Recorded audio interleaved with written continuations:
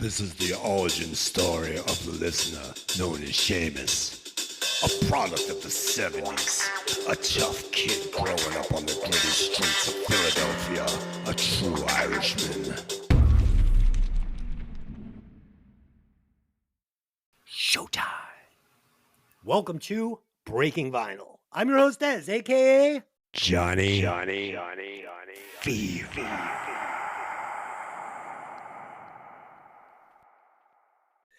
And as always, I'm joined by my three co-hosts. First up, the podcaster coming through in high fidelity. Evil Ed. Yo, what's up? And the podcaster playing the deep cuts. Dangerous Dave. Yep. Hello. And last but not least, the podcaster with a degree in rock and roll and a noisy laptop fan. Beaconstein. I was just going to leave the fucking sniff. I think I might have to edit that. As always, the mission of this show is for us to introduce each other and you, the listeners, to the albums and bands which you may never have heard before, while also discussing the classics. And on occasion, we will ruthlessly insult each other's musical taste and haircuts. So sit back and enjoy the show.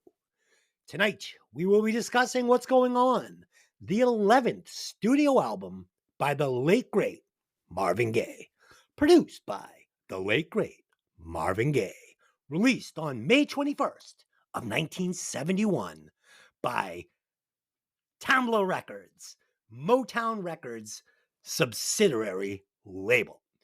The album peaked at the number one spot on the Billboard Top Soul Albums and number 3 1971 year-end chart performance on the Billboard Top Soul Album chart. Woo, that was a mouthful.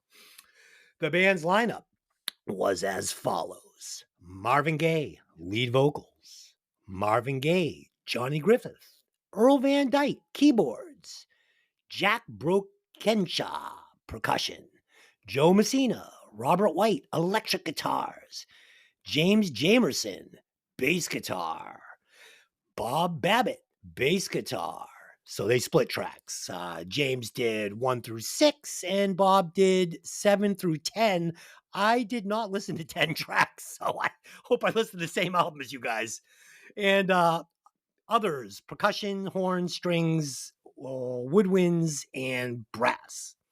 Whew, I didn't write any of that down. Did somebody go in and fuck with the script? Yep, that was me. Okay. Awesome, thank you. Tuned it up a little bit. Okay, I love when you tune it up. It definitely makes the engine run better. Let's do some band facts on this one. I have one interesting fact. So this album almost never saw the light of day. The quality control panel at Motown and the head of Motown were against what's going on right from the beginning. But one man, Harry Bulk, is responsible for the album ever seeing the light of day. One day, Bulk, an executive in the creative department, received a test pressing of what's going on by mistake while it was on its way to be heard by Motown's quality control department. Bulk fell in love with the song and was deeply disappointed when the company's ears, I don't know if I got that right, said no to the track.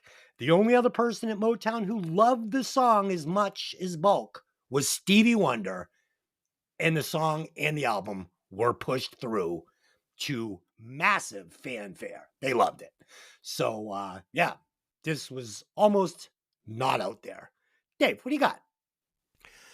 Oh, I got a whole bunch here. What's Right. going on stayed on the Billboard Top LPs for over a year and became Marvin Gaye's second number one album on Billboard's Soul LPs chart, where it stayed for 9 weeks.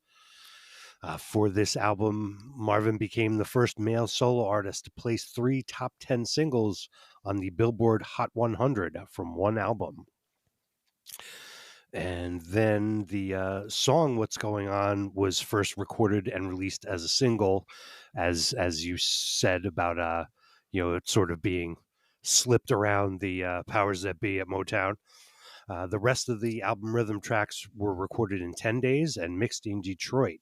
The album was remixed in West Hollywood for the final result, Newer deluxe versions of the album include the original mixes as well as the standard version of the album. Nice. Ed, what do you got on what's going on? I decided to focus more on Marvin Gaye. Okay.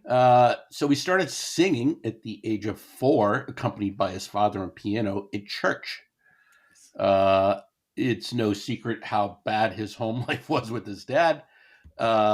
It was very, very brutal and poor, and just, I guess, honestly, kind of just a sign of the time back then, because a lot of people had lives like that. Gaye was encouraged to pursue professional music career after a performance at a school play at the age of 11. He sang a song, Mario Lanz's "Be My Love," which led to everyone kind of pushing him to that.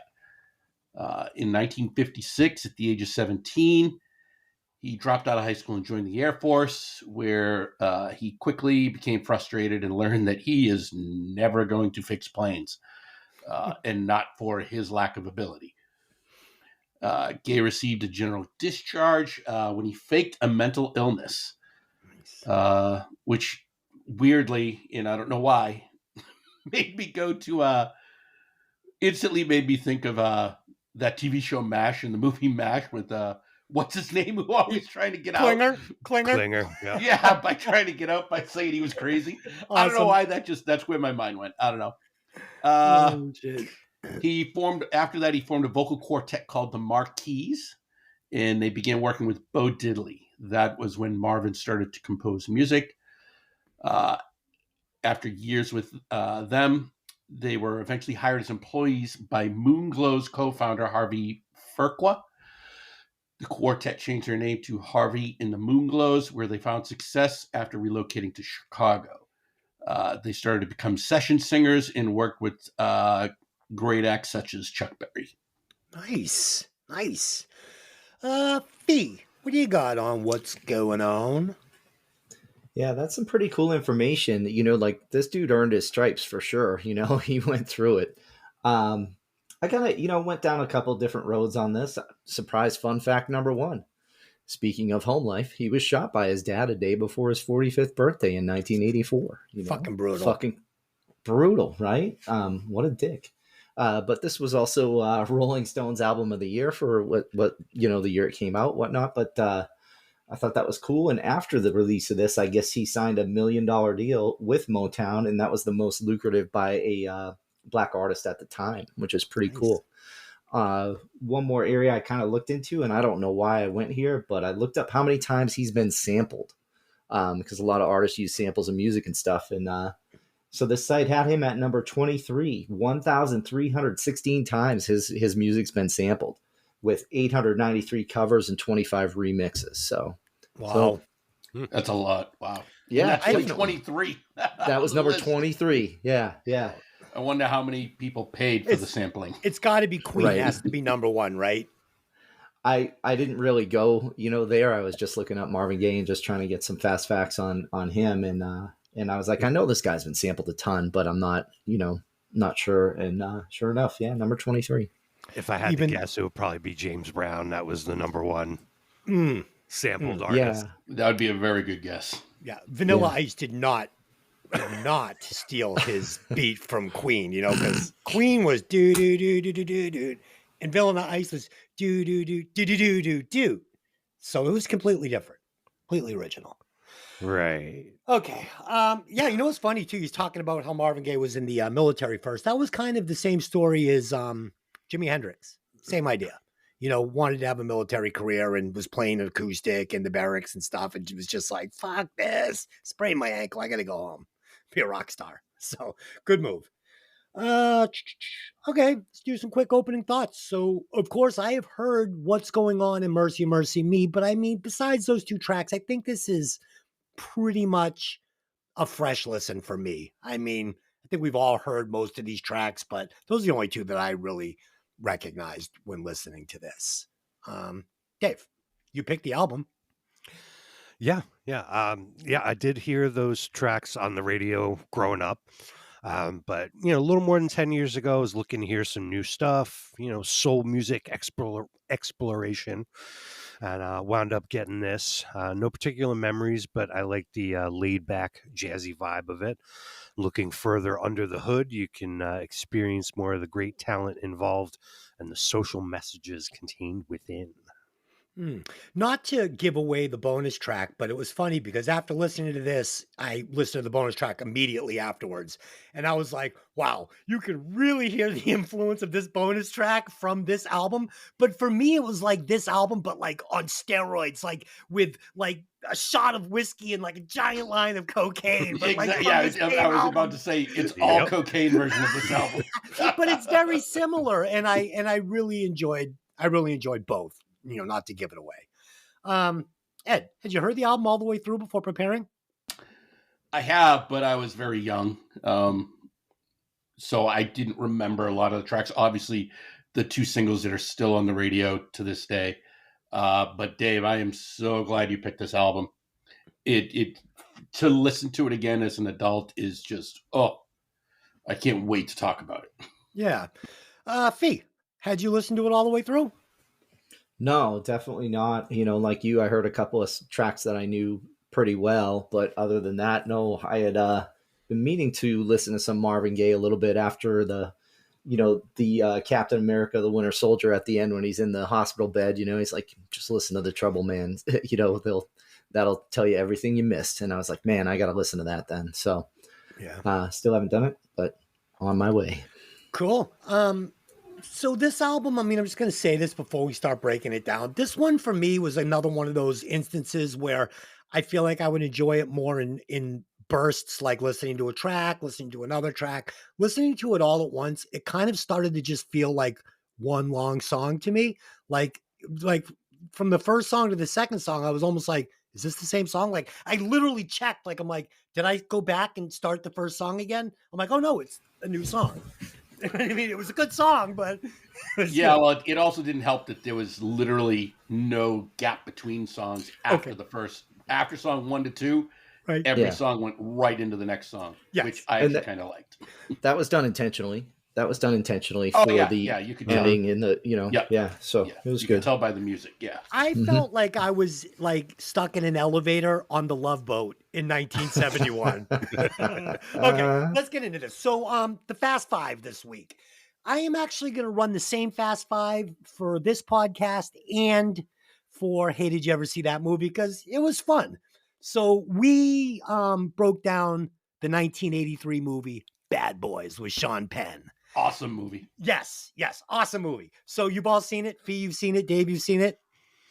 I don't remember. It's been a long time if I have. But you have seen the pillowcase scene where Sean Penn goes to town on Tweety and Viking with a pillowcase full of fucking cans of soda. Sure. Okay. Oh, yeah. I know what you're talking about. If you haven't, YouTube it because it's fucking great. So this is going to be the Fast Five. 1983 Bad Boys. Which can of soda hits harder? Okay? Which can hits harder? Number 1, Coke or Pepsi? Dave, what can hits harder? Pepsi. Okay. Fee. Shocking as Dave chugs his Mountain Dew that he's going with the Pepsi product. That's right. I'm a Coke guy. Okay. And Ed. I prefer Pepsi. Okay. The correct answer is Coke because it goes great with Jack Daniels. Okay. Number 2, Orange Crush or Grape Crush? Dave, which crush do you like better? Grape. And Fee. Grape. And Ed. Oh, you're killing me with this. Yeah. I go between grape and Orange Crush all the time. Actually, to be more specific, this is where I switch to Coke products and go to Fanta grape or Fanta orange. I drink Fanta orange more than grape. I just find grape to be a little too sweet, so I got to be in the mood for it. Yes. Ed, for that exact reason, the correct answer is orange. Grape is a little too sweet. Okay, but I do enjoy it from time to time. I don't drink soda ever, but I used to. Number 3, Dr. Pepper or A&W root beer? Dave, which is better? Which hits harder? They're both good. Dr. Pepper. Fee, A&W from the tap. Good stuff. Ed. Yeah, root beer all the way. Cherry soda is, ooh, that is, you want to talk about sweet and tough. Oh, It's Dr. Pepper. It's not cherry soda. it's the same thing. There's no cherry in it at all. The I correct know, answer is but it tastes Dr. like Pepper. fucking cherry Coke, so shut the fuck up. The correct answer is Which Dr. means they're Pepper. both gross. No, gross. Dr. Pepper's awesome. Okay. Number 4. I don't even need to ask Dave this, but we will anyway. Mountain Dew or Cherry Coke. I picked the 2 sweetest sodas I could think of. Yep, going with the Dew. Okay, going with the Dew. And Fee. Oh, it depends on my mood, but mostly the Dew. Yeah. Okay, and Ed. Yeah, to do. Yeah, I love the Dew with a slice of pizza. Like, if I'm going to crack open a soda, it's going to be with a pizza, and it's going to be Mountain Dew, because it just washes that salty, cheesy grease right down. Correct answer, Mountain Dew. Number 5, Sprite or 7-Up. The 2 healthy sodas, the clear sodas. Dave, which one? Oof. Guess 7-Up. And Fee. Yeah, 7-Up goes a bit better with the whiskey. Okay, and Ed. I prefer Sprite. The correct answer is 7-Up, because I'm feeling 7-Up. Okay, there you go. All right, guys, let's take a moment to welcome our new listeners in the great country of Turkey. Thank you for listening to the show. We appreciate you like we appreciate all of our listeners. Welcome to the Breaking Vinyl family. It's very Hello. dysfunctional. Hold on tight. Okay, let's break this album down. Track number 1, What's Going On? So it's a little different than some of the other ones we break down. Like, I had to actually try to look at this like a musician and not just be like, yeah, that shit's fucking rocks hard. We open with some smooth brass, and you guys know I love smooth brass. And we get some very warm bass to go along with this smooth brass. Marvin delivers a smooth vocal. You see where we're going here? It's a very smooth album, okay? A very smooth vocal with some very inspiring lyrics. We get some 70s disco synth, which we're going to get all over this album, dressed with some tight finger snaps, followed by some sweet street talking ambience. It's a fucking cool track, man. What's going on? Dave, talk about it. All right. Ronaldo Obi Benson of the Four Tops originally began writing this song after witnessing police manhandle and arrest several young anti-war protesters in San Francisco. It was turned down by his own group, and he brought it to Marvin, who provided some additional work on the song, and then eventually he, recorded it. Bassist James Jamerson recorded his parts laying on his back after having played at a local club that night and being too loaded to sit upright. He told his wife when he got home that it was going to be a masterpiece and a classic, and he was right. The doubled lead vocals happened by chance when Marvin Gaye did 2 takes and wanted to hear the results. The engineer ran off a copy that had the music in the center and 1 take of the vocal on each side to be able to compare. Marvin loved the sound and used it purposefully throughout the album. And let's see what else I have. The alto sax riff was the first and only take by musician Eli Fontaine. He was noodling around in the studio warming up. He signaled to the recording booth that he was ready to go, and they told him he was done. He was, let me see, he protested and just saying he was goofing around, but Marvin Gaye told him, "You goof around exquisitely." And that was the beginning of the song right there. So we start off with some street chatter provided by some of the band and a few of Marvin's football player buddies. Starts right into the vocal. He does some scat singing in the musical interlude. The lyrics plead for love and understanding in a time of turmoil. and the eerily prophetic lyric, Father, Father, we don't need to escalate. War's not the answer, for only love can conquer hate, foreshadows his real life death. Woo! Wow. Yep, that's a lot. So did you like the track? Sure. Sorry. Couldn't help myself. Okay, he liked it. Ed, what do you got on this track? Oh my God. That was fantastic, Dave. That was really good shit. Yeah, good. for sure. And to Jim Jamerson or Jimmy Jamerson, I have totally been there. Oh yeah. Totally been there. Yeah, on my back playing bass. Unfortunately, it wasn't recording; it was live. But yeah, listen, things happen. This song, what a fucking song! This is smooth, emotional, and sexy as shit. The percussion and bass are sweet as honey. It is like a next level groove. The lyrics and melody absolutely flow over the very active bass and percussion. And the fact that there is all the background talking really sets the song apart. I feel the background talking adds a personal touch to the song, as if you're part of the group conversation, standing around, just hanging out, listening to Marvin sing this amazing story of like what's happening in the US at that time. It's just so good. The production is so full, yet crystal clear. I think it's one of the most amazing songs ever recorded.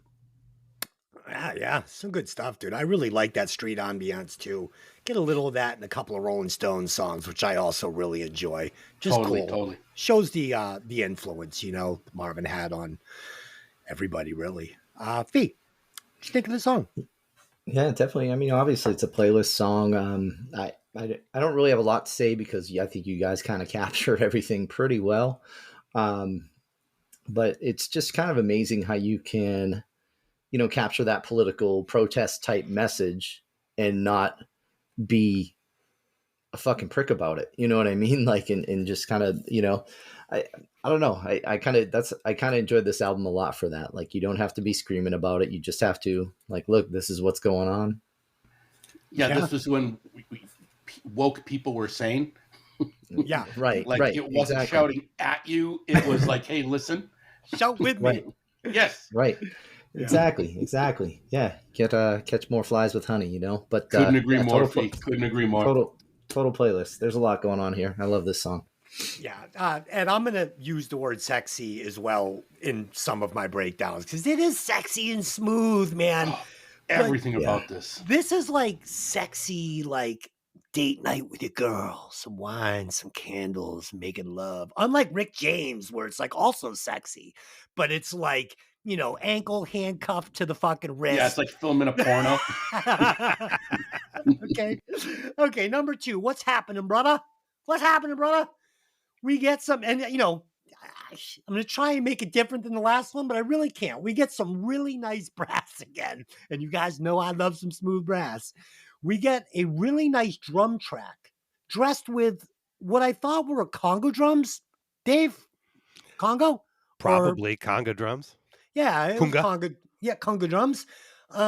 We get some bells and a ton of 70s synth. And we were going to get these bells in my left ear here and there throughout the album. I thought it was really cool. I really hadn't heard that a lot, or maybe ever. I don't know. It was an interesting choice, and I always love stuff like that. And Marvin delivers a very loose vocal on this one. And again, the lyrics, they're delivering a good message. I mean, it's legit, man. It's fucking legit. Dave, what do you got? Yeah, what you're hearing that you think might be synth is actually real strings and voices. Get the fuck on out here. of here. Are you shitting me? It's true. Wow. There's one song where they use, and we'll talk about it, where they use a mellotron, but for the most part, everything is real instruments on this. This has a similar laid-back jazzy groove to what's going on. This one deals with returning war veterans. Was especially personal to Marvin since his brother Frankie fought in the Vietnam War. One source I read that he also had a cousin also named Marvin, who was in the war and did not make it back. Dave, I can't believe these are all. I like. You know what? It kind of reminded me of was some of the ambiance from like that Saturday Night Fever record by the Bee Gees.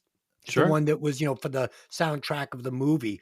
It definitely had that sort of vibe to it from that synth angle. I mean, even though I'm learning now they're not synths, it really had that flavor for me. Ed, what'd you think? Yeah, this song opens and the groove is fantastic. I got to give it a little bit of a knock though, because the groove is very similar to the chorus of what's going on. Yeah.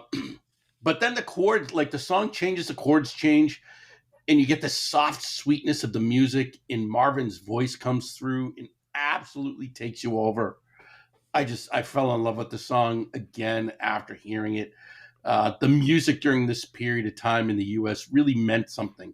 And in my opinion, that's what makes this a great song.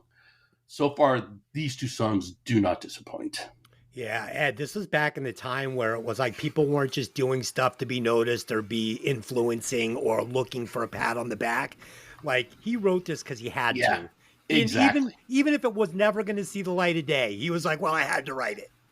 Yeah, I get into a lot of deeper meaning stuff with my closing remarks because I think breaking down these songs, in the color that I do, really made me realize what's missing in music today. Yeah, and a lot of people now, their opinions are shaped by Facebook and social media.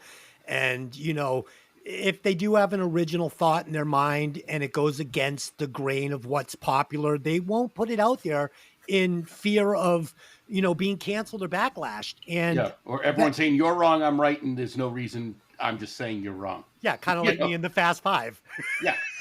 We can provide 1,000 reasons why you're wrong, though. Yes. So, and that goes for, everything, even movies. I mean, we talk about Bad Boys and how that movie could not be made today. Movies like, the Bad News Bears, you couldn't make the fucking Bad News Bears today. Right. And they tried to with Billy Bob Thornton. And it was so watered down. It didn't even resemble the original movie to me. And, that's what I miss about the 70s and the early 80s in all media, in all art. Is that people just fucking said what was on their mind, and it was real. It was the honesty of, listen, my baseball coach was drunk and called us all sorts of horrible names. Would smack us around, and that's just what it was. And we're just not going to address it because it doesn't look good. Yeah, I mean, be honest. Fucking here it is. I mean, in the Bad News Bears, they're saying, he's going through the lineup of kids on the team, not the coach, one of the other kids, Tanner, and he's using racial slurs through the whole thing. And then last night doing Bad Boys, same thing, Sean Penn's character comes into the cell and he says, he's Irish, and his cellmate goes, "Oh, great, I'm Mick." And he's like, "Yeah, it's my name. Just happened to be Mick O'Brien." But I mean, breaking down those walls. But thanks, Mom. Thanks, Mom. But this is real exposition. This is how people speak, for the right or for the wrong. And that's why movies and music of the 70s and the 80s have a very authentic feel to me that we do not get now. And I need to just point out something. This is pretty much like an album that kind of describes the turmoil of the day. Yeah. We're 2 songs in and we're already discussing life problem. That is a sign of a phenomenal album where we're not 2 songs in and we're already discussing topics that are affecting today. Yes, so, it's provoking us. Kudos. Yes, it's demanding conversation. And I love that. I love that. Feet, go. My score just went up a little. Mine too. Yeah, mine too. Mine's kind of going up every track so far. It's crazy. No, same thing. I mean, I love this. I love his fucking voice all over this album. It's just insanely good. But I see this, kind of like a little uptick here, a little bit of a happy note. Hey, what's happening, brother? You know what I mean? Like we're getting into it a little bit here, and knowing the reasons behind it are great. But how about the bass lines in these guys? 2 for fucking 2. Oh, This is man. insane. This is insanely good. Monstrous bases. It's 9 Yeah. for Bass 9. lines are great. Yeah, It's well, 9 yeah, for it's 9. it's gonna be 9 for 9. But yeah, I was just like writing my notes. I'm like, wow, this is just killer. This is good stuff. But where did they find 2 guys that played this like unusual and like personal of a style of bass playing? Like I hear if you told me this was 2 different guys, I'd tell you you're fucking crazy. No way 2 guys play this style like this. Like these are signature licks and sounds. Yeah, Well, right. they were here- both here- funk go ahead. brothers. They were both funk brothers from the Motown stable of musicians. Both those Right. bass players. Ed, what did you say? Yeah, and it's funny because Bob Babbitt's white, and he's listed as one of the most soulful bass players ever. No fucking way this guy is white Yeah. playing this bass. He's No a white fucking guy. way. Yeah. Holy shit. Oh, Wow. Yeah. Kudos Jay to Shavers him. is black, and he's a phenomenal bass player. I mean, Oh, a beast of a player. Yep. Well, there you But go. oh my god, yeah. Yeah, It doesn't- it's funny. Later on I'll say something about the Funk Brothers. So good, so good. Well, like Michael Jackson said, it doesn't matter if you're black or white as long as you can play those 4 strings. Okay. Number 3, Flying High. So this is a cool track, and this one sounded a little different to me right off the bat because Marvin's vocals are layered on this one. There's an obvious double track going on here, which I really, really, really like. This is probably one of my favorite vocals on the album. There's also a very interesting snare drum that they sprinkle in throughout the song that is produced very, I don't even know what to say about it. It's very original, let's just say. And then we're going to get more of this, like, and I just call it this Love Boat synth. Even though I know it's not a synth, but it just gave me that feeling of like being like, 8 years old, 7 years old, watching the Love Boat. Like it just felt warm and familiar to me as a kid that grew up, in the 70s and the 80s. So yeah, this album felt very familiar, even in spots where I was unfamiliar with the music I was listening to. Dave. Yeah, this one was written by Marvin by himself. Its title was a tongue-in-cheek reference to the United Airlines commercial slogan at the time, flying the friendly skies. And then we took the flying high kind of literally. This song is about a junkie addicted to heroin. Nice. Many war vets came back addicted to heroin due to the easy access of to it in that part of the world. The music is atmospheric without a strong beat, providing that floaty mood that might accompany such an experience. Dave, have you guys been noticing what's going on in San Francisco with the open drug market and, they're handing out, No. all the paraphernalia they need to do, fentanyl and all that they're giving Are they trying to thin out the population? well, Jesus Christ. it's really Trying to keep it clean. they're trying to keep it clean, yes, but they're also it's like a zombie apocalypse there, and it's really sad. Yeah. And and again, this album sparks these discussions. Like, is it, you make it easy for people to do drugs and they're going to do drugs. But at the same time, it just stirs up so much like, I want to just talk about everything, So yeah, it's all good, man. Ed, what do you got? Or Dave, did you talk about it? Sorry. Yep, I'm all done. Norma Ray. Yeah. Norma Ray. Norma Ray. Okay, go ahead. So this song comes right in off the previous song, but what I like about it, it sounds like it was accidental almost, because the drums and bass in the beginning are kind of deconstructed, like someone's just noodling around, but then as the noodle keeps going, it starts to develop the structure, and I really love that. It just sounds like someone just hit record, and it evolves into this flow, and then you throw Marvin's voice all over it again. It's angelic. It's just absolutely angelic. The bass-centered focus of the song is uber jazzy influenced, and I find it hypnotic the way the bass flows, the note choices, just great.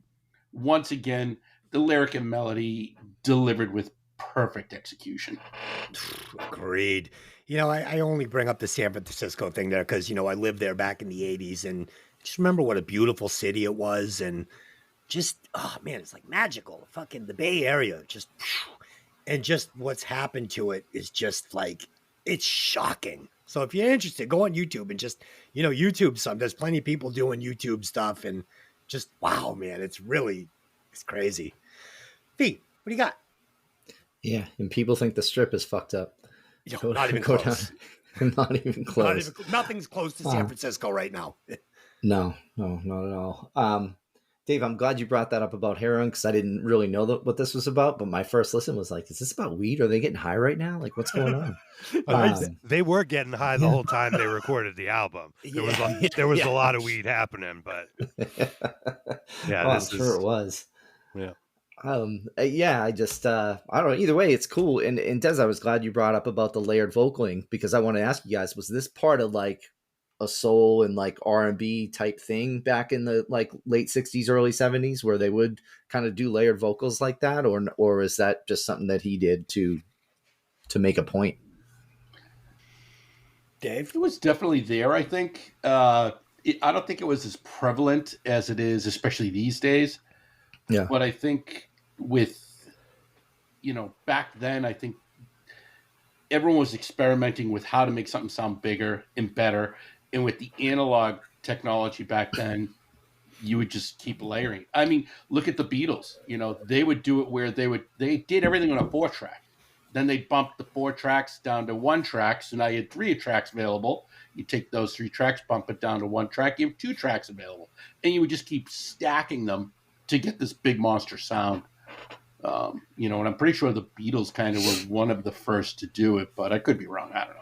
Dude, isn't that crazy, Ed? That's like those albums were made on 4 tracks. Like before I got my DAW system, I used to have a real 24 track, like giant 24 track fucking, which I bought for like nothing. Like this thing would have been like $5,000 back in the day. I bought it for like fucking $800.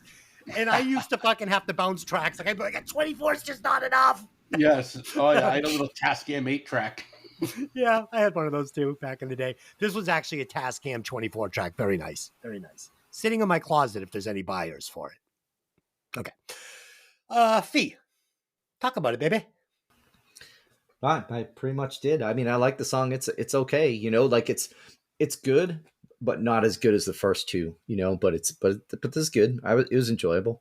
Nice. I mean, honestly, guys, I found this album more and more enjoyable each time I listened to it throughout the week, except for one song.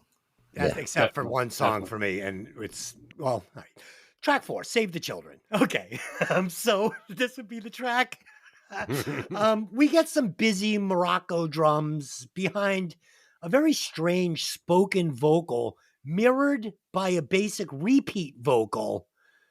I did like the female vocals that they sprinkled in on this one. I kind of wish they had added a little more of this throughout the entire album, and maybe they did and I just missed it. I mean, I'm not sure. It was a very deep album.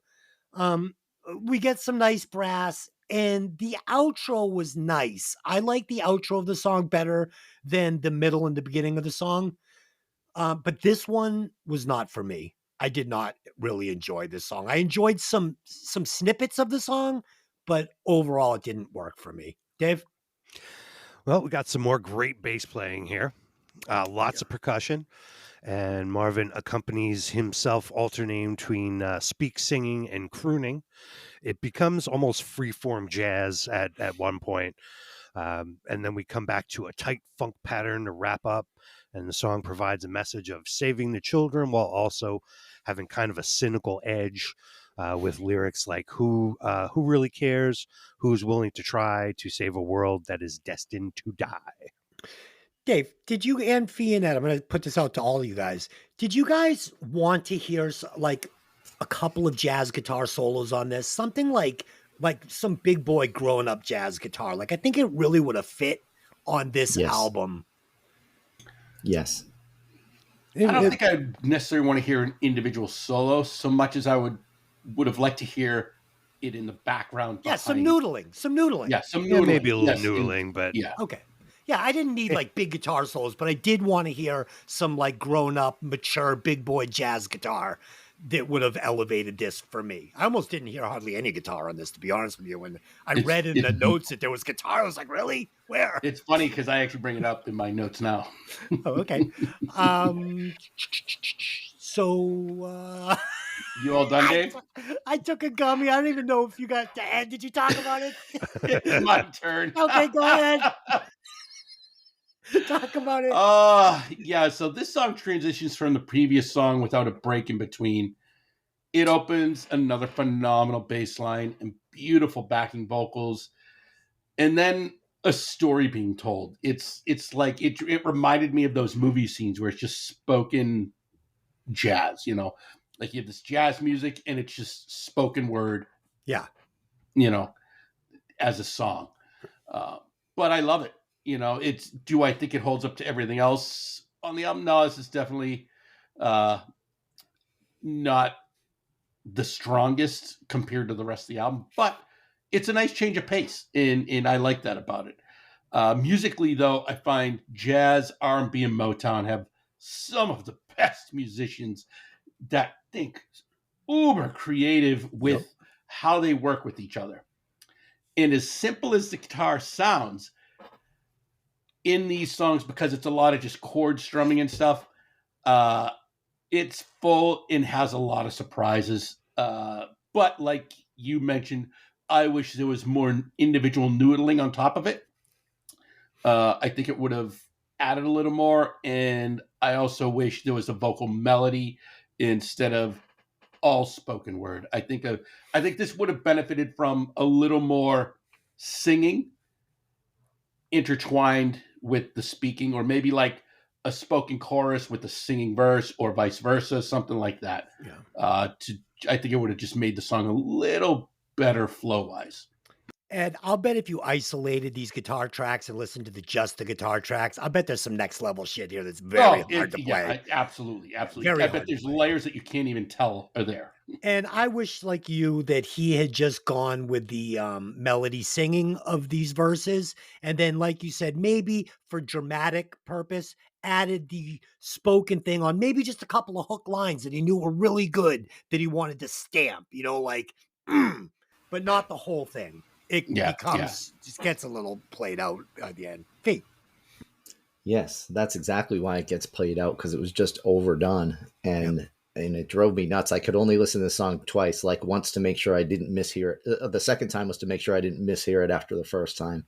Yeah. And it was just like, even where it picks up on that outro at the end, like I really like that, but it wasn't enough to make it even an okay song. It was just played out. Yeah. And then you add the fact that I just fucking hate kids. So, okay. I do. They're just little underdeveloped, fucking stupid humans. Like, just saying dumb. Saying dumb. The mini versions of you. Okay. So that ends side A. So if you are listening to the podcast on vinyl, flip it over and take a look at my ass. I'm super excited today because Fee is going to share a story, and I just can't wait to hear this fucking story. But before he does, I'm just going to give you a funny little thing that happened to me. I went to karate today, and one of the women that trains there, she's really nice. She's super friendly. I hadn't seen her in a while. And she was like, hey, how's it going? I'm like, good. And she's like, how's your podcast going? Talking about, hey, did you ever see that movie? I'm like, oh, it's going good. I'm like, but I'm doing a music podcast now, Breaking Vinyl. And she's like, oh, I love music. You know, what's it about? And I kind of told her, you know, I break down albums with these three clueless dipshits. And she was like, oh, I love it. She goes, what's it called? I said, Breaking Vinyl. So she pulls up her phone and, you know, we find it and she clicks on it and she's kind of scrolling through the episode and she goes, oh, Pyromania, Def Leppard. I love that album. She knew what she was talking about. She's like, did you know those aren't real drums on that album? I said, I did. And we actually bring it up in the episode. She goes, I'm going to listen to it. I'm like, great. And then all of a sudden I realized that I divulged that I had a rubber vagina in the episode. And I banged this rubber vagina and I blew it out. And I'm like, oh my God, that's not going to be awkward next time I run into this woman. Oh, I can't wait for the follow-up story to that. I know. I'm going to have to just be like, I made that shit up for shock value. No. No, I didn't. Story. Okay, so everybody, this is groundbreaking moment on Breaking Vinyl. Fee had to ask permission to tell this story from Ed, who granted him permission. So I'm excited. Let's do it, Fee. Break it down and headline it with the title of the story, please. All right, title of the story. I always refer to it amongst the people who know as smash or pass. I was working in this middle school one day a week, so I knew all the kids there, and they asked me to cover this class. So I go in, and I'm like walking around working with all the kids in this class, and I see this one kid, pretty large for a sixth grader, probably like 6'2", like 225, African American male for a sixth grader, right? I see him walking around with his phone, and he's going up to like girls, guys, and he shows them their phone. He says something, and then they're all like shooing him away, like, get the fuck away from me, man. What are you doing? So I finally hear him when he goes up to this girl, and he goes, smash or pass, and shows the phone. And I'm like, dude, and we're gonna call the kid Joe just for for story's sake. I said, Joe, is that appropriate? And he goes, no. I'm like, all right, man, go sit down. Go sit down. I didn't think anything of it. He didn't do it again. The classes are only an hour long. So we get out of class. At the end of the day, I go up to his case manager. I'm like, hey, just so you know, Joe was kind of going around showing his phone and saying smash or pass. And the guy's like, again, I'll talk to him. I'm like, all right. Well, the next week I go back and Joe's not there. And I'm like, where's Joe? Well, it turns out this fucking kid was going up showing nudes of himself to people and going smash or pass. Holy shit. Oh, I like it. Yeah. So he's showing his fucking big old dong, fucking going, walking up to girls, guys, didn't matter. He just walked up to every kid in the class and just goes smash or pass, smash or pass, smash or pass, Holy and just showing shit. naked pictures of himself. And he got expelled from that school. Yeah. Holy shit, dude, that's great. And the funny thing is I used to use that same technique back when I was in the brats at parties, only I didn't have a phone. Okay? we were at a party down in like Alston or something, and somehow my dick got out. And fucking a kid from another band was there. It's a true story. You can ask Nick Stone. Dude, no one wants to see your fucking dick here. So I don't know, whatever. Okay. You look at him and go, smash or pass? Yeah. Smash or pass. And he blew me. Good story. Good story. I love it. All right. All right. Good story. Oh, boy. All right. And if anybody out there is interested, I have 8x10s, full color. Track number 5. You just slipped that in under the radar. Glossy. No, I'm not joking. So I got drunk one night and my dick somehow got out at band practice, and my guitar player Nick took a picture of it. This was back before we had cell phones, so he took like a hard copy of it, and he blew it up and actually hung it on the wall to bust my balls. But I thought it looked great, so I left it on the wall. I'm like, this is great, just leave it. So my wife, my current wife, goes and she's like, she like tears it down and like, puts it away. So to this day, I'll get a text every once in a while of the picture from Nick. I'm like, showing her on. I have no shame in my game. Man, it's probably a good idea that you don't really drink and like do drugs anymore. Like, it's probably a good idea. Dude. Yeah, fucking insane Yeah. back in the day. But yeah, there are. You're still insane.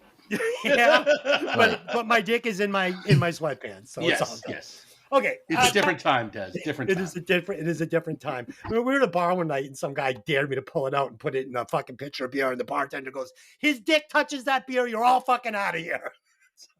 Okay. Track number 5. God is Love. So this is what I was referring to when I was listening to it as a roller rink jam. Do you guys remember going to the roller rink? Oh, yeah. Loved it. Love the roller rink. Roller rink jam. Marvin delivers a nice dual vocal again that really works. And this one is like a true dual vocal. Like he is singing with himself, throwing in some harmony and some melody. This one by far is my favorite vocal track on the album. I loved it. Again, the bass is fucking exceptional on this. And this one in particular, God is Love. This is one that I really, really wanted a guitar solo. I thought it would have like elevated the song, like not noodling, a solo, but we didn't get it. Dave, what do you got? Well, we flow right into this one. We have 2 tracks of vocals weaving in and out. Pretty straightforward lyrics promoting love based on Marvin Gaye's faith. Before recording this album, he was very depressed due to many factors, including his friend and colleague Tammy Terrell passing away at the age of 24 in 1970. Most notably, they performed Ain't No Mountain High Enough together. Nice. Concentrating on a more mature music as heard on this album, and his faith helped him through these troubles. Nice. Everybody have faith. It works. Ed, what do you got?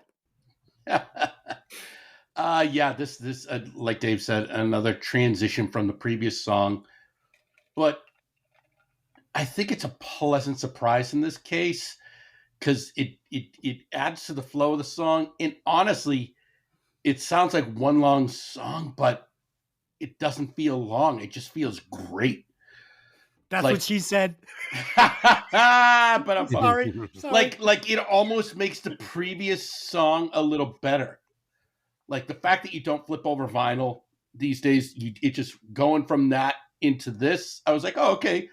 Well, the song changed, and I realized I looked at my iPad. And I'm like, oh, it's a different song. I'm like, wow, it's great how it improved the previous song. But it feels good, relaxed, attentive. The song just it brings out these wonderful feelings, I think, in you. This itself is a short song, but again, beautiful bass line. But the focus is more on the piano, and I think the melody on the piano really just adds something to it. It just brightens it up that a lot of the previous songs didn't have, and it's just another masterpiece, in my opinion. Ed, you nailed it though. Doesn't this album just take you back to a time in your life? Like it's a snapshot of the 70s. It just is. It really is, yeah. And for as crazy as the world was then, this makes you realize, okay, the world's burning down around us, but we there might be something we could do about it. But right now, I'm going to have a little bit of a boner and smoke it up and just feel good. Dude, as crazy as the world was then and burning down around you, it was nothing. It was like, this was like a day at Chuck E. Cheese, the 70s, compared to what we're like. We literally have a front row seat to the end of the world. Like, we're lucky. We're gonna see it through. Like, the 4 of us are gonna actually witness the end. It's amazing. Fee. While we're doing this shitty podcast. Yeah. Right? Oh shit. It's fucking possible, man. I'll tell you just as a little aside here. Right before everything shut down for COVID a few years ago, I saw Dave Matthews Band played one night out here, really small venue, and it was kind of like a kickoff to their spring summer tour. And so difficult to get tickets. I got really lucky, got in there. Great fucking show, good time. A week later, the world shut down. Oh yeah. Well, here we are. Fast forward a few years later. Dave Matthews is playing one night, small venue, same time, March 1st, Las Vegas. And I'm like, shit, man, is the world going to end in like 2 weeks? Like, what the fuck's going on here? Like, it's a little weird fucking deja vu time for you. Yeah, a little bit. I'm like, I'm not going this time. Fuck that. I'm not doing it. Yeah. But no, I mean, just crazy stuff, crazy times. And they were, but yeah, God is Love. I like it. It's okay. You start bringing Jesus into my music and it knocks it down a peg for me, but fuck, it's man. okay. Come on. What's wrong with Jesus? I love Jesus. That popped it up for me a little bit. I get what you're saying, Fee, but I don't feel like it's like him singing with religious tones and stuff like that is him singing about it for him and just speaking in general. I'd have a problem with that if it was pushing it on anybody, but it's not. So I think it's kind of a nice spiritual uplifting thing that just, I'm not a spiritual person. So no, and that's why I like it and why I don't hate it. Like if I felt it was pushy at all, I'd be like, fuck you, get it off of my, gotcha. But yeah. Yeah. Nice. Just okay. And now we're talking about God, man. This album is fucking, it's boss, man. And yeah, Totally. I mean, come on, Jesus, God, the universe, whatever you want to call it, it's out there, and fucking look for it, people. Look for it. You need it now. Okay. Track number 6, Mercy, Mercy Me. Come on, guys. What are we going to say about this track? This is a fucking classic for a reason. This thing is fucking diesel all day long. Beautiful vocals built on top of an amazing rhythm section. This is a fucking incredible tune. And the production on this one, this is one of those albums where, you know, the production is what it is. It's 1971, but this one's produced really well. Like they were like, this is a fucking hit. Let's produce it up a little bit more. And I love it. And I'm glad they did. Dave. Yeah, this song is credited with promoting awareness of ecological issues before the public outcry over them had become prominent. But we won't hold that against him. Hold it against them. We need more of this. We're destroying this planet. He's brilliant. Brilliant. I'm on my fucking soapbox today. So hey, score keeps going up. With my dick out. Okay. Go, Dave. Jack Ashford played a long tubular wooden block during the song. That's that, what you think might be a snare, but is this. With his hand cupped over a hole in the hollow block, Ashford achieved a tremendous echo, a sound that Marvin Gaye had been searching for. Soon after recording the album, the one-of-a-kind block was lost, meaning this would exclusively belong to this album, to this song. Marvin wrote the whole song himself, sang and played piano on it. Wild Bill Moore played the tenor sax solo. Marvin paid Mr. Moore himself to come in and play sax on the album because the record company thought it was too old-fashioned for that kind of sax sound. Song is fantastic, great groove, great strings, very laid back. And then the last thing added to this song was a piece of equipment that Marvin found at the Sound Factory studio, a Mellotron. You can hear it tagged on at the very end. He added this instrument to the master tapes without anyone knowing, not even the engineers. So that's that kind of weird keyboard sound you hear at the end. It's a Mellotron. I'm bidding on that wooden hollow tube on eBay right now. It's up to $3,000. All right. Okay, Ed.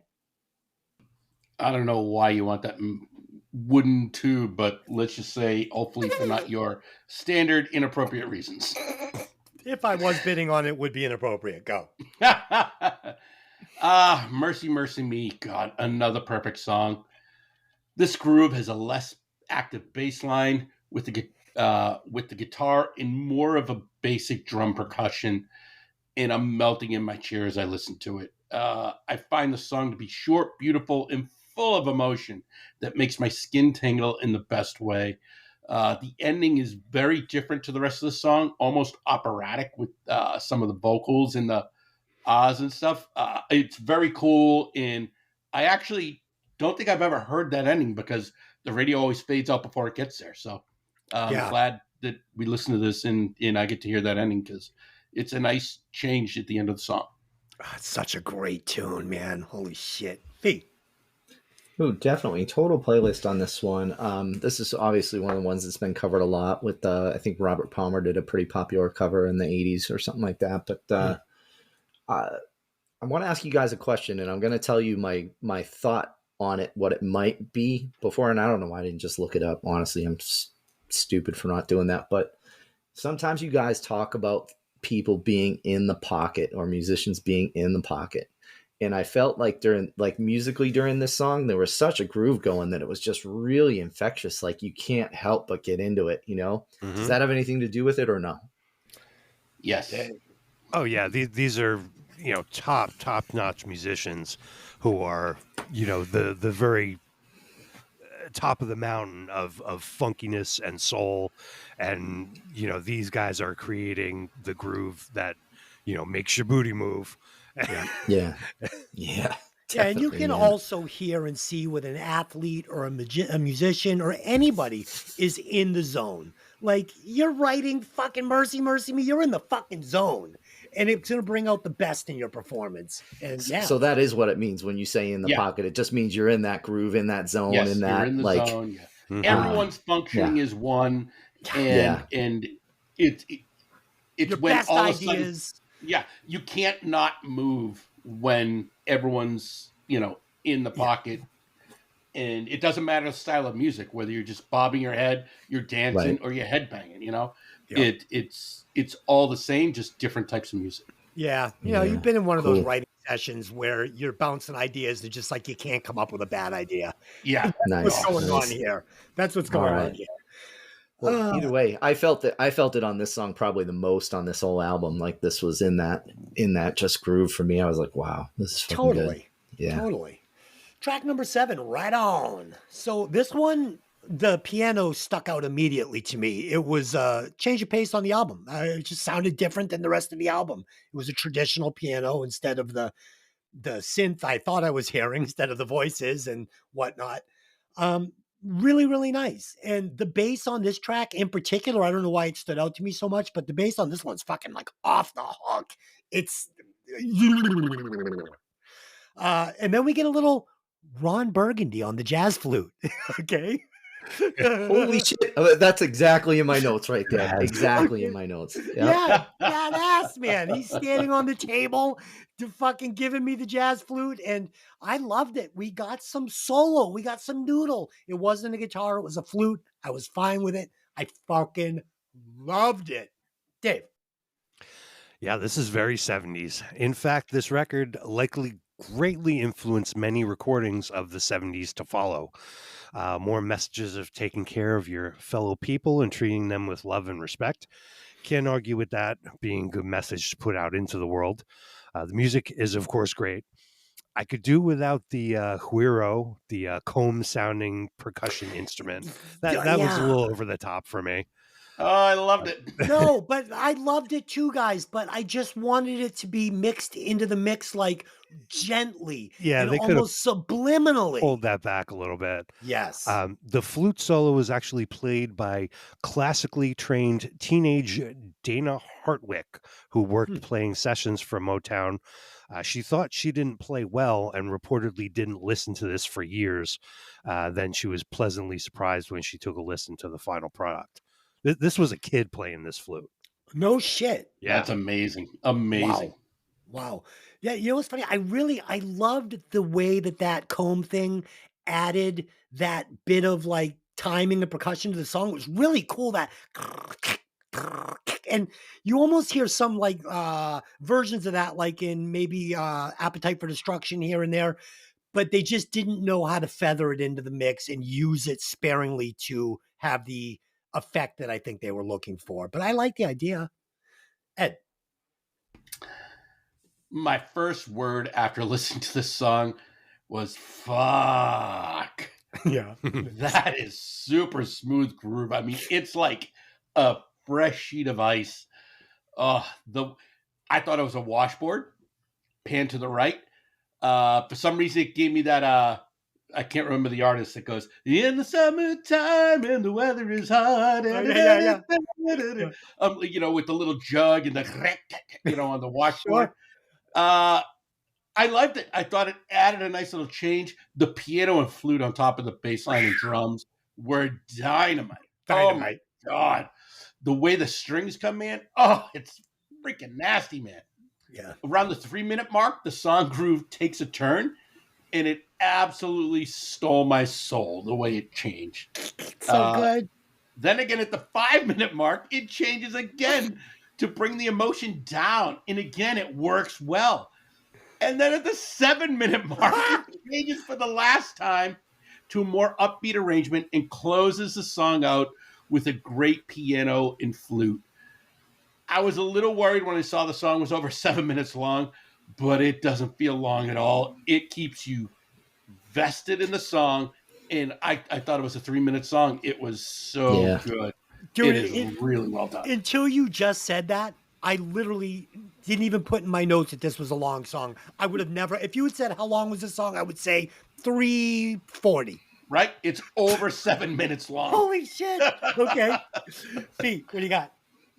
Yeah, this was another one of those ones I was pleasantly surprised with, and just enjoyed more and more as the week went on. And yeah, I'm glad you said the Ron Burgundy flute solo, because that's all I could think of. I was fucking cracking up listening to this. Like every time I got a little bit something different out of this one. Did you guys hear some weird like female moan or something going on in the back a little bit, like just enough to be like, Yeah, oh, that's lots different, of layers, you know? lots of layers. Yeah. Either way, playlist, this is fucking good. Like I'm not deleting this album off of my phone after this after this week, like I do with a lot of our albums. Like So, which album yeah. in particular are you talking about, Fee? Well, we'll start with the Dogs. Okay, that's all I needed to hear. Yeah. Okay, perfect. Any chance I can give you to fucking shit on the Dogs tomorrow, I'm not going to pass up. Okay, track number 8, Holy Holy. Yeah? Or is it Holy Holly? Okay, Holy Holy. Holy Holy Holy Holy. This song, this is a candlelight dinner with a bottle of red wine and your best lady. Oh yeah. It's smooth as velvet with a sweeping synth. Guess not. And a perfect brass section. It's so simple. It's so good. It's so smooth. I love it. Dave, what do you got? It was originally called Holy Holy, spelled with H's, but Marvin Gaye is a big fan of wordplay and altered the spelling to the more clever Holy, Wholy, Holy. The message here is consistent of love and Marvin's faith. More great strings here, arranged by David Van de Pitt, performed by the string section of the Detroit Symphony Orchestra. His arrangements permeate the whole album and gave it such a distinct sound, and his contribution to the album was such that he was given credit on the album cover, first in Motown history. Wow. And fun fact, Marvin Gaye was a Scrabble champion. Is that true? No. Not with this spelling, he wasn't. Yeah. Okay. Oh, shit. Ed, what do you got? Oh my God, Des. Unbelievable. Holy Holy. Wow, this grabs your soul. It transitions quickly from the previous song, and the music comes down to a slower pace with a very simple groove.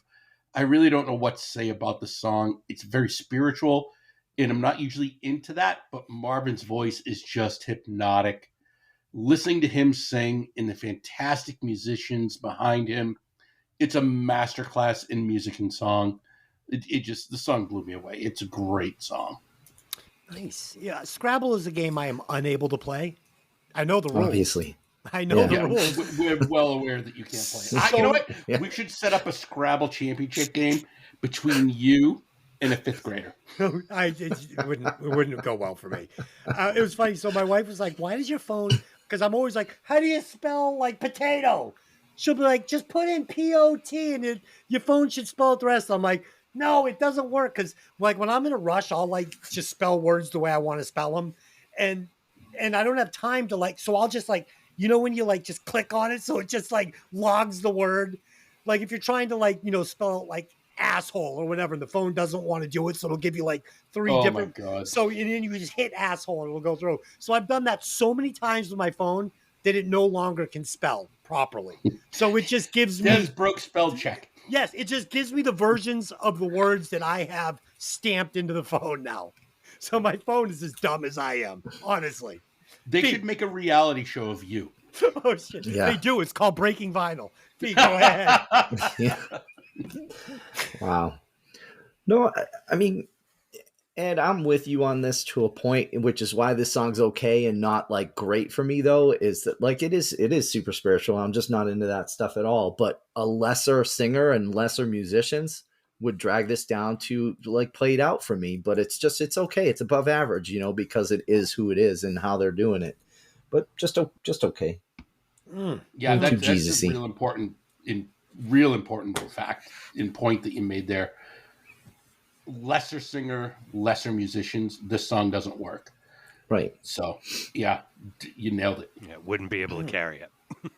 There are so many different corners of the room to discover in spirituality that I just, it's like a hobby for me. Like I love to take a fucking edible and meditate for 2 hours and see how Because you're in the 12-step program, Des. deep into my mind I can get and how like there's so many different experiences you can have searching out these fucking different ideas. Track number 9, Inner City Blues. So I swear I could hear the needle in the groove of the vinyl on this song. Like, I wasn't listening to it on a record player, but I could hear it. Like, I don't know, did they do that on purpose, or did it just Did sound you like that? did you take an edible at the beginning of Yes. your listening? Oh, okay. Well, there you Yes. go. Yeah. Taking edibles at all times now. Oh, no. So this super cool track, such a great bass line again, really strong vocal melodies on this one. I thought it was a really nice end of the album. I hope. Is this an end of the album? Yep, this is the last track. Okay, because I was nervous for a minute there that I didn't listen to the entire album. But yeah, I loved it. I thought this ended this album out beautifully. Just really nice choice. And I thought they laid this whole album out actually really well. Dave. Yeah, this final track comes in strong. The song depicts the ghettos and bleak economic situations of inner city America and the emotional effects these have on their inhabitants. Great bass riffing by Bob Babbitt. Marvin Gaye uses his voice like an instrument for much of this track. The last minute becomes a reprise or a reprise. I'm not sure if that's the right pronunciation of what's going on, bringing us back to the beginning. It's a great ending to wrap up the album. Reprise. R-E-P-I-S-E. Reprise. No, he's shaking his head. No. Forgot the R. In the Oh, middle. fuck the. Oh, the R is silent. No, it's not silent. It's literally reprise, not reprise. Okay. Yeah, Ed, what do you got? Oh, for God's sakes. I love you, Des. Hang on, Dave. Who played bass on Right On? Let's see, 7. Yeah, that was Bob Babbitt. It was evenly split. James Jamerson was track 1 to 6, and then the rest of the end of the album was Bob Babbitt. So was Bob Babbitt the white guy? Yes. Yeah, 7, 8, 9. Yep. Oh, man, he might have been the better bass player. Super know. funky. Yeah, real good. So good. I can't believe that. Holy shit. Good for Bob. All right. Ed, talk about it, baby. Inner City Blues. The song opens with just a piano playing one chord over and over again with a kick drum. It sounds like a beating heart to me with the blood flowing. Like I literally hear that and just feel my circulatory system moving. Then this absolutely epic bass groove and tone come in. Oh my God. I'm totally going to mimic that sound and steal it and put it in my effects. It is huge. I loved it. The lead vocal has a harmony over it, and it's a really great change. I was happy to hear it. The lyrics and melody are, again, focused on problems of the time, and the importance of this can't be stated enough.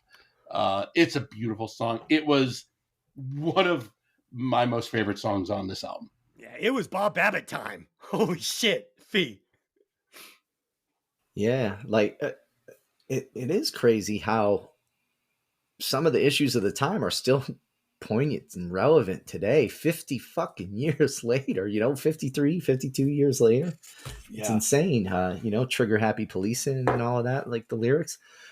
One thing I kind of noticed throughout the album is that if you weren't paying attention, you might miss the message, because it's so smooth and it's so, like enjoyable just to listen to, but really cool. I love the way that intro builds up. I think that was phenomenal. Playlist track, very cool outro with that sax playing. Great way to end an album.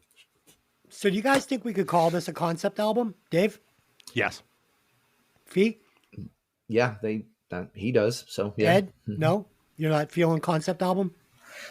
I guess technically it is, but it doesn't feel that way. But yeah, technically, I guess. I mean, I didn't think about it till just this moment because talking to Me the neither. album, we're discussing how how short the spaces between songs and how some are like grooving into another one with some street spoken talk ambiance. It's just kind of starting to feel like a concept album to me, maybe without even trying. which this album had. It didn't feel like it was trying to do anything. It was just doing it. So cool. So cool. Okay. So that's it. We broke down the album. Fucking phenomenal, right? Great breakdown. I thought it was really good discussion today. Mhm. Little grown up with some, some pee-pee talk. I liked it. And now it is time to release The bonus track.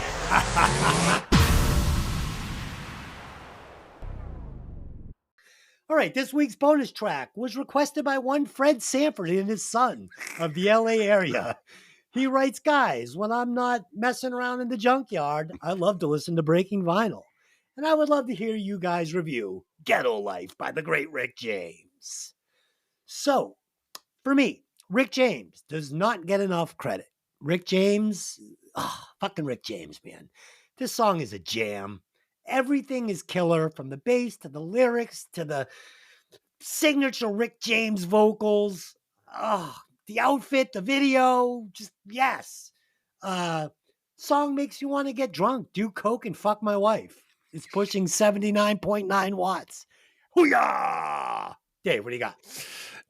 Yeah, this song deals with many of the same issues as What's Going On, but not quite as gently or as smooth as Marvin Gaye. You might know this song from Grand Theft Auto Vice City. Nice. But it comes from Rick's 1981 album Street Songs. Killer drum beat opening, signature Rick James sound throughout.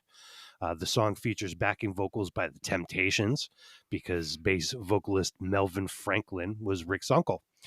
The song contains the great lyric, "One thing about the ghetto, you don't have to hurry. It'll be there tomorrow, so brother, don't you worry." My score, I love Rick James. Unfortunately, his, some of his personal and professional problems have overshadowed his, great talent. In a good way.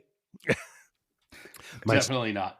Go ahead. My score is the same as the year it came out, 81. Nice. So we're all hearing this one the same. Yeah. Ed, what do you got? Oh, no. Yeah. He's shaking his head. This is definitely classic Rick James groove and lyrics. Very synth basses with lots of layers. It's crazy out of control as Rick James was. There's something he had that just makes you move, feel exhausted, and kind of creepy, sometimes in a good, sometimes in a bad way. I liked Rick James a lot more before I saw the documentary on Rick James and realized how just much debauchery. Forget debauchery. He's a fucking criminal. Okay. The fact that guy's still not sitting in a prison blows my mind. But musically, yeah, he was a musical genius back in the day. I gave it 72.3 watts. Nice. I mean, Ed, a man has to relax. Fee, what do you got on this one? Relax. With cocaine, LSD, beating up strippers, raping people, murder. Yep. Sure. Yeah. Good times. He sounds like he'd be right at home here in 2023. Fee, go ahead. A little bit. No, I mean, honestly, like when Rick James plays anything, you know it's him instantly. Automatic. I'm not a huge fan, but I totally respect what he does. I like some of it. I don't like some of it. This was just above average for me. But how deep are those like the yeahs in there, and they're like, yeah, so like, deep. How deep is that, which was kind of cool, but kind of annoying to me at the same time. So I give this one a 61. Nice. As deep as the Mariana Trench. Did I hit that right? Mariana's Trench. Okay. Yeah. Man of the world. Fucking big brain close. over here. Yeah. Okay. Ed, will you please calculate those scores? Tell us how many watts this song is pushing. All right. Rick James' song Ghetto Life is pushing a solid 73.55 watts.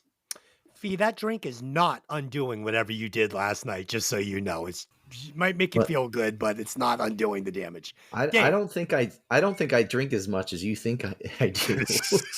I think you're a fucking alcoholic. No. Only when I'm with them.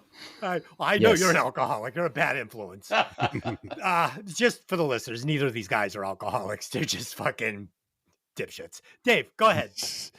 All right, so Rick James comes in on the Breaking Vinyl bonus track chart at number 8, right in between Dirty Loops, Rock You, and just above the Plimsolls, Million Miles Away. Nice. I love the obscure chart too. Like every time you read off the names of the songs, I'm like, I've never heard any of those. What's that? I don't know those songs. Okay, I guess that's where it belongs. I keep getting emails from the guy who picked the fucking Asia song. Like literally now we're talking like 4, 5, 6 over the last like since we've done it. Like he'll send me like pictures of fucking like a article on the guitar player and like how he won an award for like that album. He'd be like, he's just so butthurt that I'm like, that album sucks. Fuck that album. And I shit on it on Groundhog Day. Okay. Oh, okay. Sorry, Mark. I'm sure it's a great album. I love Asia. Not Yeah. necessarily that song, but I dig Asia. Yeah, I could take it or leave it. All right, let's do some favorite songs. We'll cut some people up and then we'll do our final thoughts. So my favorite song on this album obviously is Mercy Mercy Me. It's so fucking good. I mean, yeah. And the one I would cut, Save the Children. I mean, it's cut and dry. There it is. Boom. I would remove Marvin Gaye and replace him with Rick fucking James. I want to hear that album. Yeah. Yeah, hey-o. Okay, so there it is. Woo, Dave. what the fuck? Okay. Why not, right? We're reviewing Marvin Gaye. You're removing Marvin Gaye. Right. I don't want to. What the fuck is wrong with you? I just want to hear this album with Rick James. I want to hear him talk about the children. Oh, Jesus. No, you don't. No, He's you not don't. saving the children. He's not saving the children. That's gonna have a different title.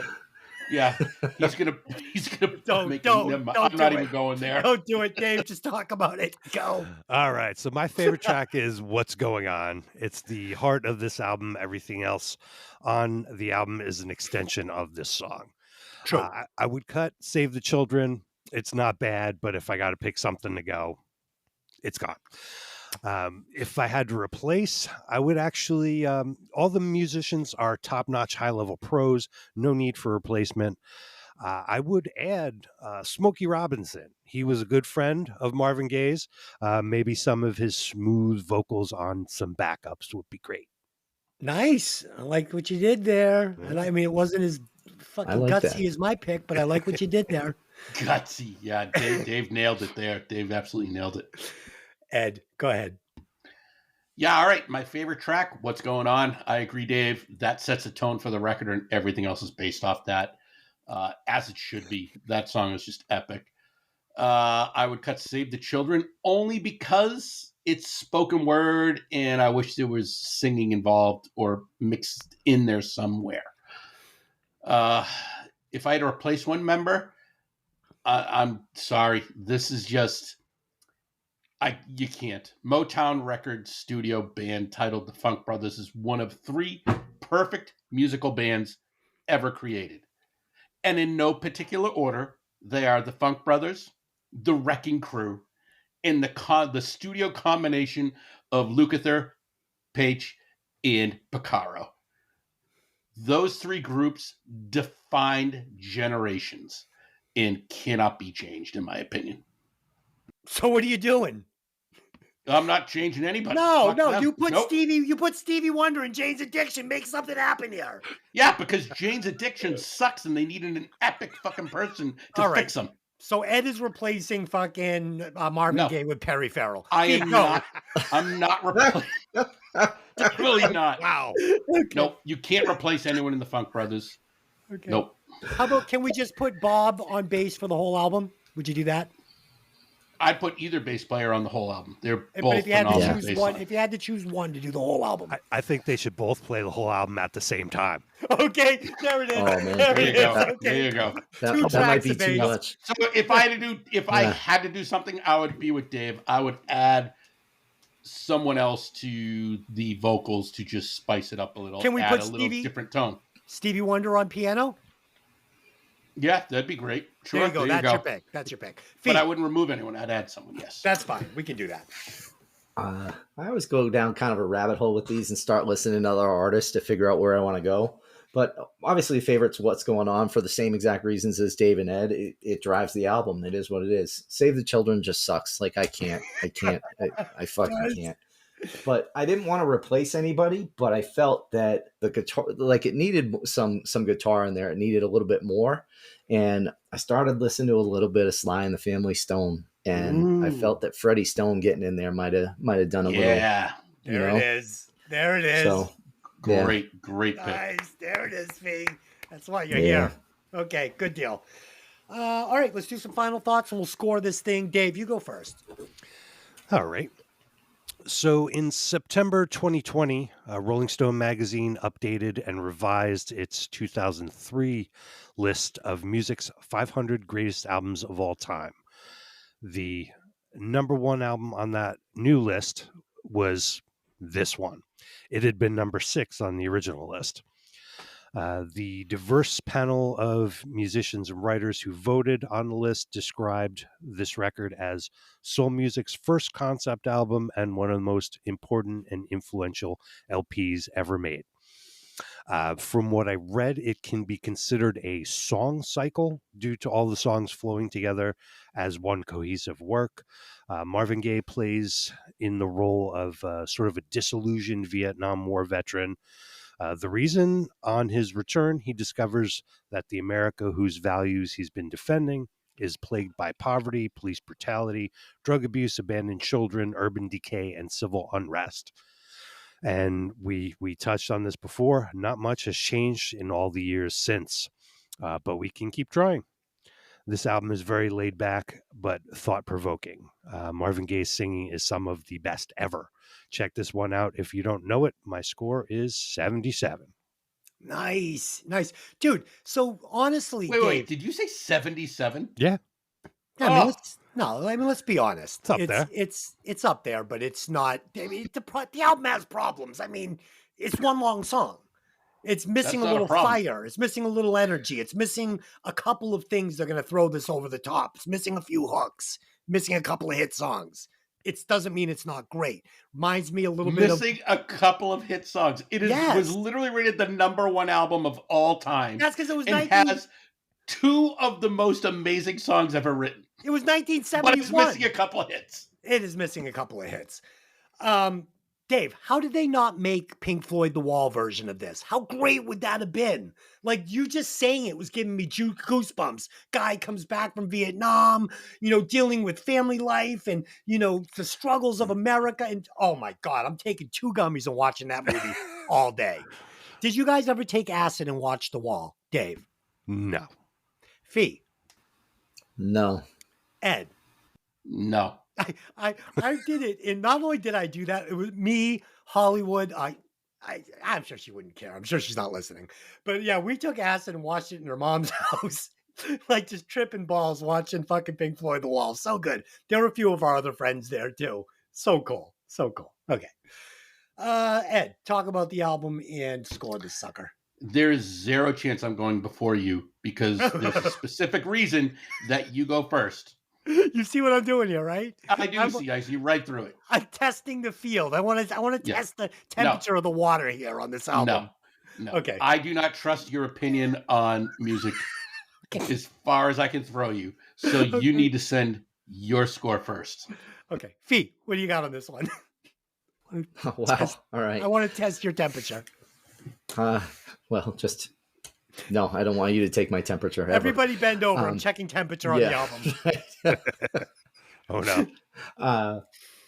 No, I enjoyed this. I enjoyed this a lot more than I thought I would. And, I'm definitely happy that we chose something like this.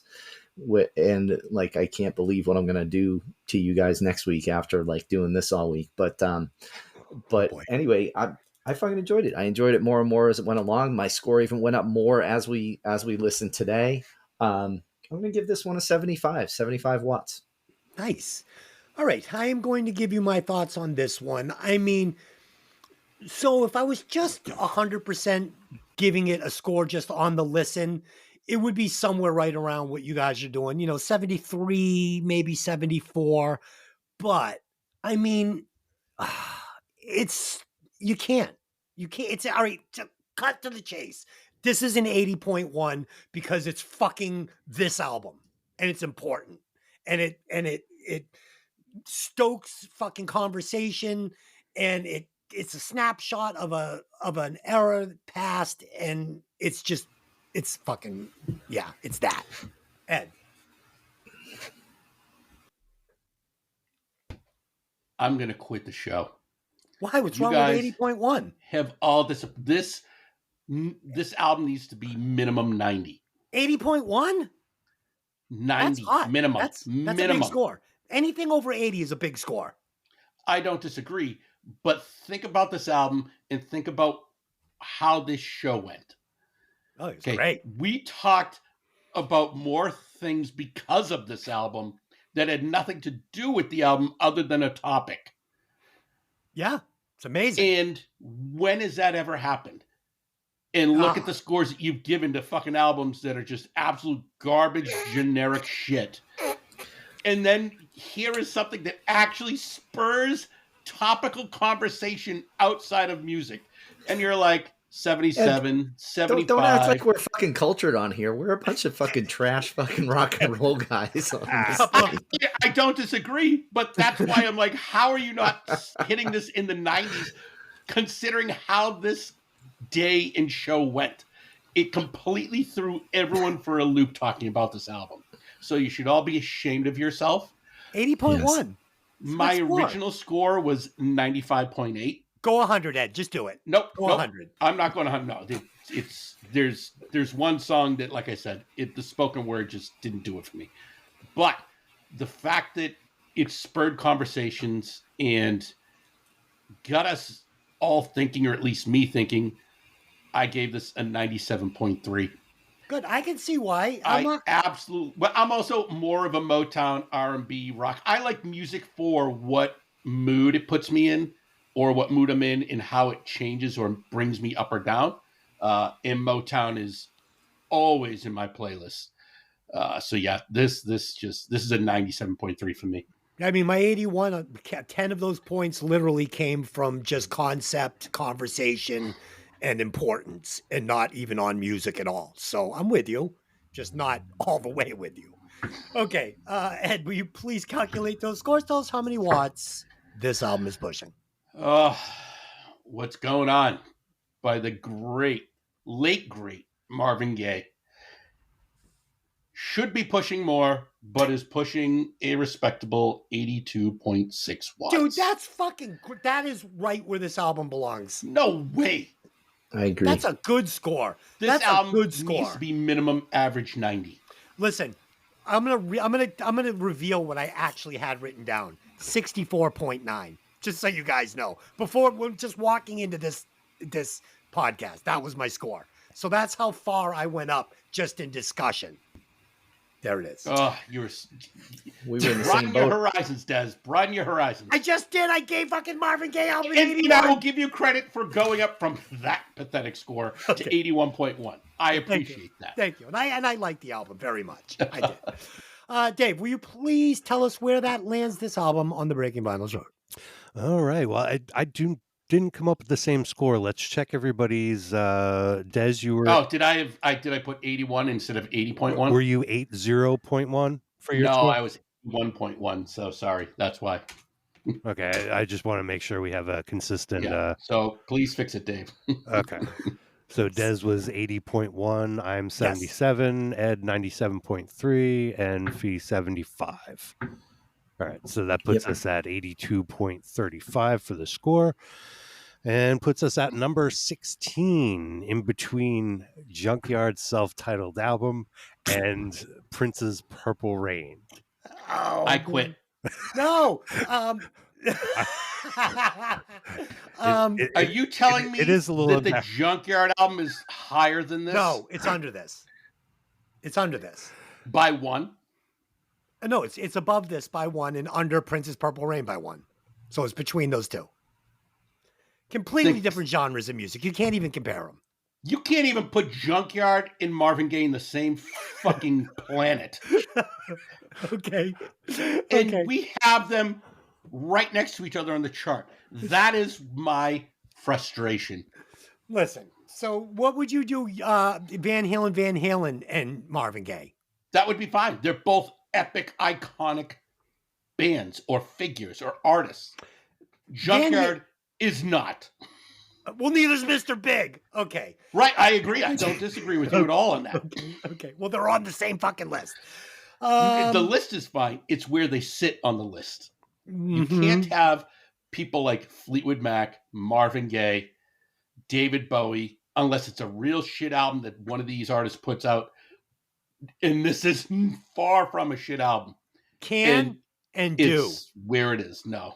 Oh, fucking Christ. Listen, am I going to listen to this album or Rat Out of the Cellar on my way to work or on my way out on a Saturday to go do a pizza run? It's fucking Rat all day. Right. But you're a rock guy. But here's the thing.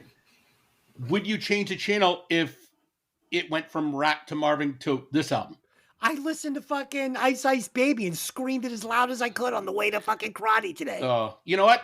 I'm willing to bet we would fucking do that album and you'd fucking rank that higher than this because your fucking taste is fucking terrible. I've never heard that album. I just know the one song. And it's fucking great. It's fucking great. Fucking so bad. What's better, would you say? Fucking Slim Shady, or Vanilla Ice, Ice Ice Baby? Dave. I'm not really into Eminem, so I'd probably have to go Vanilla Ice. Fee. Yeah, I'm kind of with Dave on that one, but it depends on the mood. Ed. You guys are out of your fucking tree. Vanilla Ice, his lyrics are cheesy.